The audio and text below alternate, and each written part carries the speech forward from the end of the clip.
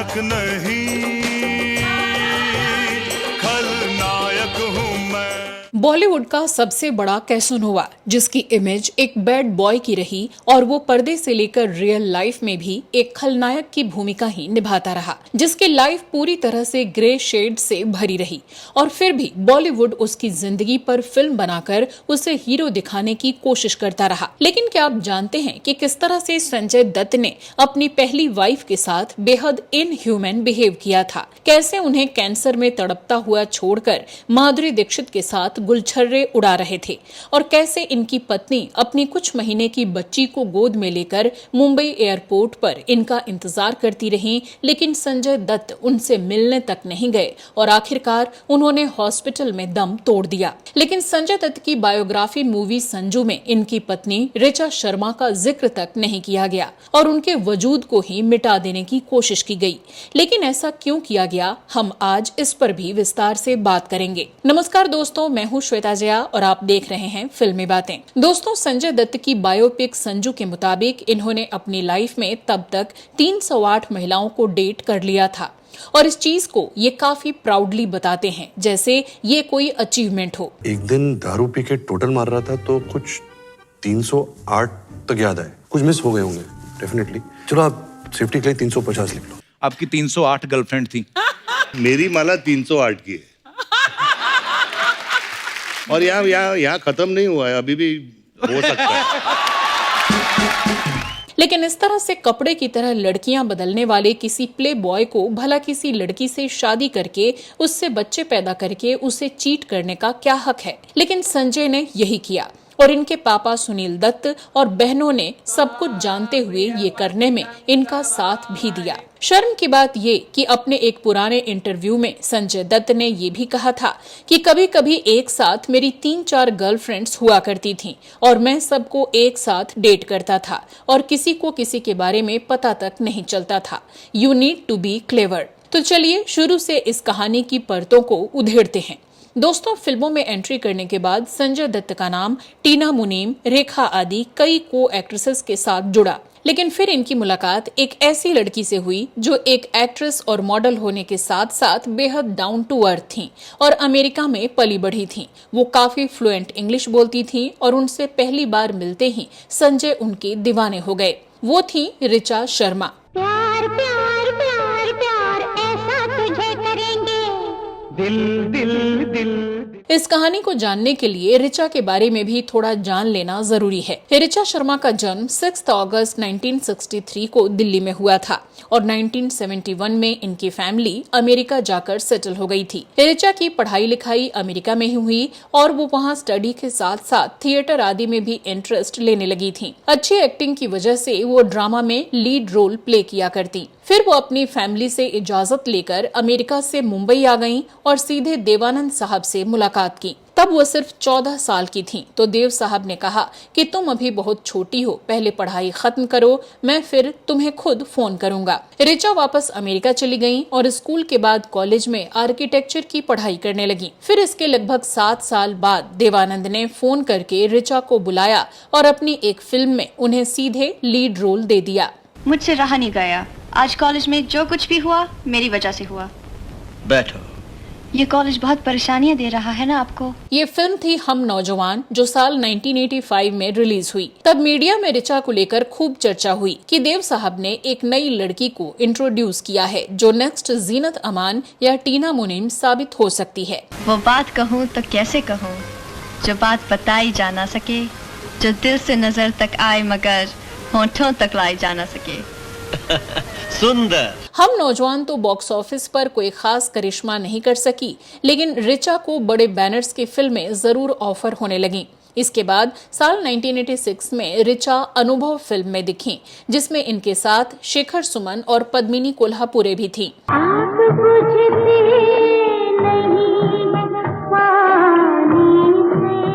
फिर इसी साल ऋचा अनिल कपूर के अपोजिट फिल्म इंसाफ की आवाज में नजर आईं। इसमें इनके अलावा रेखा और राज बब्बर भी थे।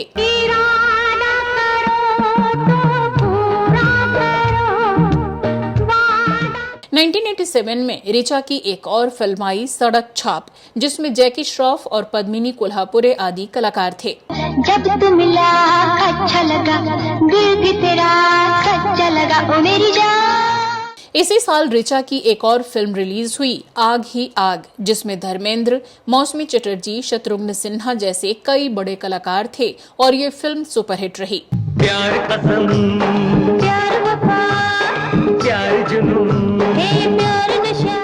इसी साल यानी 1987 में ऋचा और संजय दत्त की पहली मुलाकात हुई, जब संजय दत्त की एक फिल्म का मुहूर्त मुंबई के एक होटल में हो रहा था और इत्तेफाक से ऋचा भी वहां अपनी बहन के साथ मौजूद थी। दिलफेंक संजय को ऋचा पसंद आ गईं और इन्होंने उनके बारे में काफी खोजबीन करके उनका फोन नंबर निकलवा लिया। संजय ने उन्हें फोन करके अपनी मुलाकात याद दिलाई और कॉफी पर साथ चलने को कहा, लेकिन ऋचा ने मना कर दिया।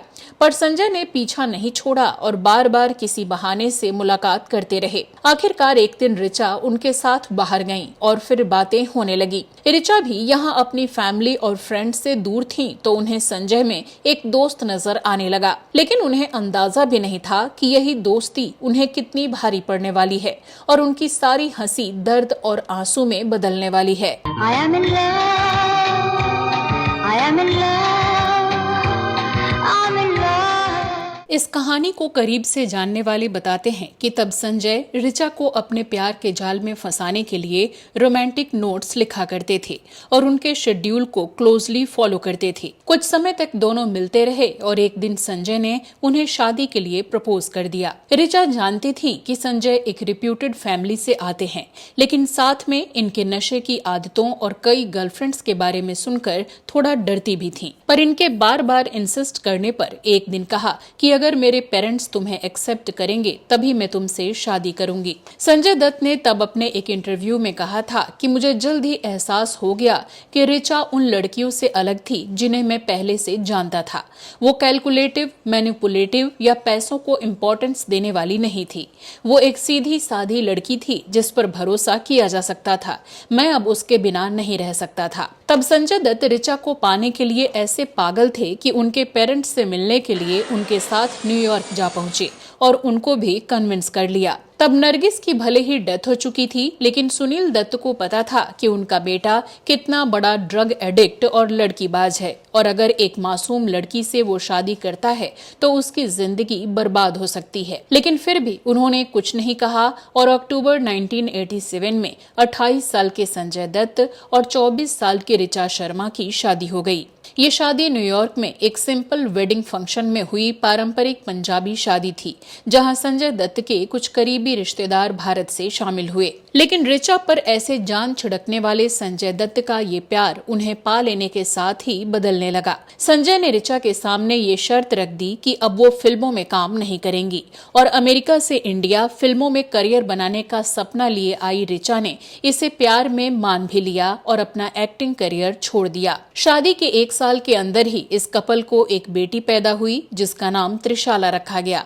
लेकिन बेटी के जन्म के कुछ वक्त बाद संजय और ऋचा के बीच झगड़े शुरू हो गए, क्योंकि आए दिन ऋचा को पता चलता कि संजय किसी लड़की के साथ हैंग आउट करके आए हैं। यानी प्लेबॉय रहे संजय दत्त शादी और बच्ची होने के बाद भी अपनी नीच हरकतों को छोड़ने के लिए तैयार नहीं थे। ऋचा अपनी लाइफ और न्यू बॉर्न बेटी के फ्यूचर के बारे में सोचकर टेंशन में रहने लगी। इसी बीच शादी के लगभग 2 साल बाद ही पता चला कि ऋचा को ब्रेन ट्यूमर हो गया है, जो अब कैंसर बन चुका है। ऋचा के मम्मी पापा ने उन्हें बेहतर इलाज के लिए तुरंत अमेरिका बुला लिया, जहां संजय भी ऋचा और बेटी के साथ गए थे, लेकिन पहुंचाकर वापस चले आए। ऋचा को हॉस्पिटल में एडमिट किया गया, जहां उनका इलाज शुरू हुआ और बार बार कीमोथेरेपी से गुजरना पड़ा, जो बेहद पेनफुल प्रोसेस था। इधर ऋचा के जाने के बाद संजय और खुलकर अय्याशियां करने लगे और कुछ महीने बाद तो ऋचा को फोन करना भी बंद कर दिया। ऋचा के माँ बाप ने संजय की रिप्यूटेड फैमिली देखकर बेटी की शादी के लिए हामी भरी थी और अब वही फैमिली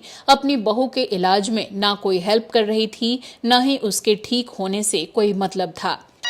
मैंने आज तक आपको एक देवता और महान इंसान समझा, लेकिन आज आज आपने खुद अपने हाथों से उस महान इंसान की तस्वीर तोड़ दी। संजय दत्त के लाख कुकर्मों के बावजूद उन्हें हमेशा प्रोटेक्ट करने वाले महान पिता सुनील दत्त को भी बहू या पोती से कोई लेना देना नहीं था, जिन्होंने अपनी पत्नी नरगिस के कैंसर पीड़ित होने पर उनके लिए दिन रात एक कर दिया था और उनकी याद में कैंसर हॉस्पिटल तक खोल दिया था। इसी दौरान संजय दत्त और माधुरी दीक्षित की कई फिल्में साथ में आईं, जिनमें 1988 में खतरों के खिलाड़ी, 1989 में आई कानून अपना अपना, 1990 की फिल्म थानेदार, 1991 में शूट हो रही महानता और रिलीज्ड फिल्म साजन, 1993 में आई साहिबा, जय देवा और खलनायक आदि फिल्मों की शूटिंग चल रही थी। कितना इसको समझाता हूँ, कितना इसको। लगातार फिल्मों में काम करते हुए संजय दत्त और माधुरी दीक्षित के अफेयर की खबरें सुर्खियां बटोरने लगी। मैं भी तुझे बहुत चाहता हूँ। कल तुझे मंदिर में ले जाकर तुझसे प्यार रचाऊंगा। अर्धांगिनी बनेगी तू मेरी। बनूंगी। ये वो समय था जब संजय एंड माधुरी को बॉलीवुड के पावर कपल का टैग दे दिया गया था, जबकि पूरी इंडस्ट्री को पता था कि संजय की पत्नी अपनी छोटी सी बच्ची को लेकर अकेले कैंसर से जूझ रही हैं। उनकी 3 बार ब्रेन सर्जरी हो चुकी है और इधर संजय रंगरलियां मनाने में जुटे हैं। संजय दत्त की biography Sanjay Dutt the crazy untold story of Bollywood's bad boy में यासिर उस्मान ने एक सीनियर डायरेक्टर के हवाले से लिखा कि तब माधुरी कहीं भी जाती थीं तो संजय उनको फॉलो करते थे और उनके कान में धीरे से आई लव यू बोला करते थे, और तब ऐसे भी आर्टिकल्स छपने लगे कि दोनों जल्द शादी करने वाले हैं। इस रिश्ते में बराबर की साझेदार माधुरी दीक्षित के भी कैरेक्टर को आसानी से समझा जा सकता है। तब ऋचा अपनी जिंदगी के लिए हॉस्पिटल में फाइट कर रही थीं और उनके पति एक्स्ट्रा मैरिटल अफेयर करने में बिजी थे। धीरे धीरे ये खबर यूएस में ऋचा तक भी पहुंची। तब खबर सामने आई कि लगभग 2 साल तक इलाज चलने के बाद ऋचा ने कैंसर को मात दे दी थी। ऋचा ने डॉक्टरों से परमिशन लिया और अपनी शादी टूटने से बचाने का इरादा करके इंडिया आने का फैसला किया। 1992 में जिस दिन उनकी इंडिया की फ्लाइट थी, उसकी पूरी डिटेल संजय को भिजवाकर उन्होंने कहा कि वो अपनी 3 साल की बेटी के साथ एयरपोर्ट पर उनका इंतजार करेंगी। अब भी ऋचा को विश्वास था कि संजय उन्हें और उनकी बेटी को नहीं छोड़ेंगे, लेकिन जब वो मुंबई एयरपोर्ट पर आई तो 2 घंटे तक संजय का वेट करती रही, लेकिन वो रिसीव करने नहीं आए। ऋचा की सिस्टर ऐना शर्मा के मुताबिक संजय ने पूरी जानकारी होने के बावजूद ऋचा को इग्नोर कर दिया। ऋचा ने उन्हें बहुत बार कॉल भी किया पर उन्होंने रिसीव नहीं की, जिससे ऋचा पूरी तरह से टूट गईं। फिर वो अपने एक रिलेटिव के पास गईं और यहाँ कुछ दिन रहकर संजय का इंतजार किया। इंडिया आने के बाद ऋचा ने कुछ इंटरव्यूज भी दिए, जहां उन्होंने कहा कि उनकी शादी में कोई प्रॉब्लम नहीं है, बस ये दोनों इतने दिनों तक एक दूसरे से दूर थे, इसलिए इनके बीच एक गैप आ गया है, लेकिन अब सब कुछ ठीक हो जाएगा। लेकिन संजय ने ऋचा से एक बार भी कांटेक्ट नहीं किया, न ही अपनी मासूम बेटी से कोई मतलब रखा। उनके दिलो दिमाग पर तो बस माधुरी दीक्षित का बुखार चढ़ा हुआ था। ऋचा मुंबई में 15 दिनों तक रहीं कि शायद उनके पति या ससुराल वाले उनसे मिलने आ जाएं, लेकिन संजय इतने सख्त हो चुके थे कि पत्थर भी शर्मा जाए। शायद इसे ही रियल लाइफ विलन कहते हैं, जो रोल तब वो पत्नी और बेटी की जिंदगी में प्ले कर रहे थे। नायक नहीं खलनायक हूँ मैं। फिर अंदर से टूट चुकी ऋचा अपनी बेटी को लेकर न्यूयॉर्क वापस चली गईं, पर फिर भी उन्होंने मीडिया में संजय दत्त को लेकर कोई हंगामा खड़ा नहीं किया। हाँ, उन्होंने अपने आखिरी इंटरव्यू में ये जरूर कहा कि संजय ने उनके साथ बहुत बुरा व्यवहार किया और उनके बीच अपने रिश्ते को सुधारने की कोई गुंजाइश नहीं थी। ऋचा ने कहा, I love him with all my heart, whatever happens I will always stand by him, he treated me very shabbily when I came down to meet him. तब ऋचा ने संजय के लिए एक लेटर भी लिखा था, जिसमें ये साफ दिख रहा था कि उनके अफेयर की वजह से ऋचा मेंटली हरास्ड हो चुकी थी। तभी उनकी बहन ऐना शर्मा ने भी ऋचा और संजय दत्त की शादी को खराब करने के लिए माधुरी दीक्षित को जिम्मेदार ठहराया। ऐना शर्मा ने 1992 में सिने ब्लीड्स मैगजीन को दिए एक इंटरव्यू में कहा, Madhuri is so inhuman, I mean Madhuri can get any man she wants. How can she go for a man who has behaved in such a way with his wife. तो अपनी पत्नी से पीछा छुड़ाने के बाद अब संजय माधुरी दीक्षित से शादी करना चाहते थे। एक इंटरव्यू में संजय दत्त से जब पूछा गया कि अगर उन्हें इंडस्ट्री की किसी एक्ट्रेस से शादी करने का मौका मिले तो वो किससे करेंगे, तो इस बात का तुरंत जवाब देते हुए संजय ने कहा कि वो माधुरी से शादी करेंगे। वहीं एक इंटरव्यू में माधुरी दीक्षित ने संजय दत्त के बारे में बात करते हुए कहा, संजय मुझे एक जेंटलमैन लगते हैं, वो इकलौते ऐसे इंसान हैं जो लगातार मुझे हंसाते रहते हैं।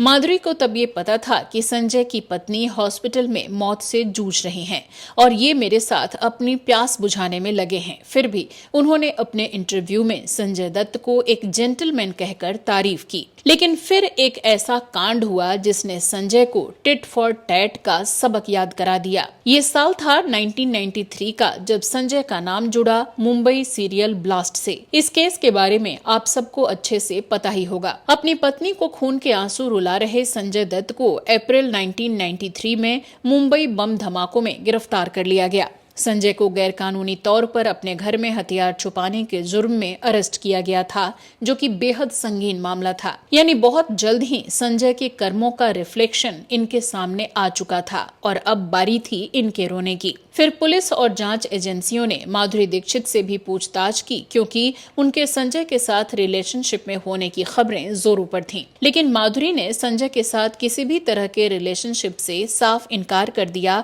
और संजय की जिंदगी से ऐसे गायब हो गईं जैसे उन्हें पहचानती तक ना हो। ठीक वैसे ही जैसे संजय ने ऋचा को बुरे वक्त में अकेले मरने के लिए छोड़ दिया था। फिर तो लोग कहने लगे karma is back. Ram Kamal Mukherjee की किताब Sanjay Dutt one man many lives के अनुसार संजय दत्त ने जेल में माधुरी दीक्षित से फोन पर बात करने की भी बहुत कोशिश की। वहीं एक बार जैसे ही माधुरी ने फोन पर संजय दत्त की आवाज सुनी, उन्होंने तुरंत फोन काट दिया। फिर माधुरी ने संजय के सिस्टर को कॉल करके कहा कि वो अपने भाई को बता दें कि उन्हें कभी कॉल ना करें, और इस तरह इस नाजायज रिश्ते का मजेदार अंत हो गया। तब संजय के जेल जाने और इस रिलेशनशिप के टूटने के बाद इन दोनों को लेकर खूब आर्टिकल लिखे गए और इवन आज भी माधुरी चाहे संजय के साथ नाम जोड़े जाने से तिलमिला उठती हों, पर सैकड़ों आर्टिकल इन दोनों के एक्स्ट्रा मैरिटल अफेयर की कहानियां चटखारे लगाकर सुनाते मिल जाते हैं। और जब तक माधुरी जिंदा रहेंगी, इनका नाम उस बदनाम बैड बॉय कैसानोवा के साथ जुड़ा रहेगा और लोग इस बारे में बातें करते रहेंगे। हाँ, संजू फिल्म के डायरेक्टर से रिक्वेस्ट करके माधुरी ने उसमें अपनी कहानी फिल्माए जाने से रोक दी थी। फिर भी संजू की एक गर्लफ्रेंड की शादी अमेरिकन डॉक्टर से दिखाकर कुछ हद तक स्टोरी बता दी गई थी। हाँ रूबी, अभी बोल, बॉडी को कैसे ठिकाने लगाना है? दफनाना है, जलाना है? पापा एक मिनट, अपना नहीं है रे, ये डॉक्टर हटा यार, ये बॉडी को बहुत कंफ्यूजन हो रहा है। खैर, ऋचा की कहानी में आगे बढ़ें तो यूएस वापस जाने के बाद वो पति के दिए सदमे में रहने लगी। उन्हें अपनी बेटी के फ्यूचर की भी चिंता सताती रहती, क्योंकि वो संजय से शादी और फिर बीमारी की वजह से अपना करियर भी छोड़ चुकी थी। सदमे और वीकनेस की वजह से ऋचा का कैंसर एक बार फिर वापस आ गया और ऋचा हॉस्पिटलाइज हो गयी। तबीयत ज्यादा खराब होती गई और साल 1996 में ऋचा की डेथ हो गई। फिर उनकी बेटी त्रिशाला का पालन पोषण बच्ची के नाना नानी ने किया। इस बीच संजय दत्त की बात करें तो वो जेल भी गए, बेल पर भी छूटे। फिर 1998 में रिया पिल्लई से दूसरी शादी भी की और डिवोर्स भी हो गया। फिर दोबारा जेल गए, फिर बीच बीच में फिल्में भी करते रहे। ऐसा कई सालों तक चलता रहा। संजय ने तीसरी शादी की, जिस पत्नी मान्यता से 2 बच्चे हुए। संजय फिर जेल गए और अपनी सजा पूरी की। इनकी तीसरी पत्नी मान्यता ने संजय और ऋचा शर्मा की बेटी से इनके रिश्ते सुधारने की कोशिश की